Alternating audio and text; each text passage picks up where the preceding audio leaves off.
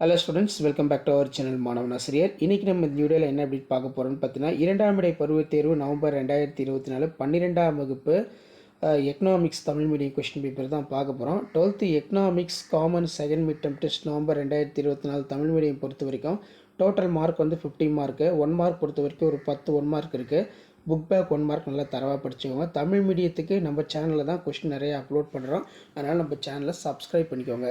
ஏவேனும் 5 வினாக்களுக்கு விடையளி. வினா எண் 18 கட்டாயமாக விடையளிக்கும். வரி கட்டணம் வேறுபடுத்துக. பூஜ்ஜிய அடிப்படை வரவு செலவு திட்டம் குறிப்பு வரைக. ஜிஎஸ்டியின் கூறுகள் எவை? உலக வெப்பமயமாதல் என்பதை வரையறு. விதைப்பண்பு என்பதன் பொருள் யார்? விதைப்பந்து நல்லா பார்த்துக்கோங்க. பொருளாதார திட்டமிடுதலின் வரைவிலக்கணம் எழுதுக. பொருளாதார வளர்ச்சியிலிருந்து முன்னேற்றத்தை வேறுபடுத்துக. நிதி ஆயோக் குறிப்பு வரைக ரொம்ப முக்கியம். 3 மார்க் பொறுத்த வரைக்கும் வரி விதிப்பின் விதிகளை விவரிக்கவும். நவீன அரசின் பணிகள் யாவை? நேர்முக மற்றும் மறைமுக வரிகளுக்கிடையே உள்ள 3 வேறுபாடுகளை கூறு. கழிவுகள் என்பதன் பொருள் எழுதுக. குறிப்பு வரைக. பருவநிலை மாற்றம், அமிலமழை.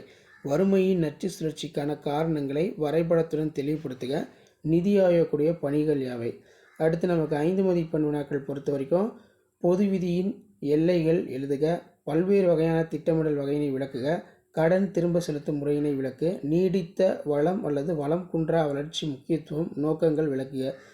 பொருளாதார முன்னேற்றத்தை தீர்மானிக்கும் பொருளாதாரம் சார்ந்த காரணிகள், புற விளைவுகள் என்ற கருத்தினையும் அதன் வகைப்பாடுகளையும் விளக்குக.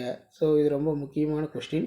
ஸோ இதான் 12th standard economics common second mid term test November 2024 கவர்மெண்ட்டோட ஒரிஜினல் கொஸ்டின் பேப்பர். மறக்காத வீடியோ பண்ணுறதுக்கு ஃபார்வர்ட் பண்ணுங்கள். மாணவன் ஆசிரியர் யூடியூப் சேனல் சப்ஸ்கிரைப் பண்ணி வச்சுக்கோங்க. தேங்க்யூ.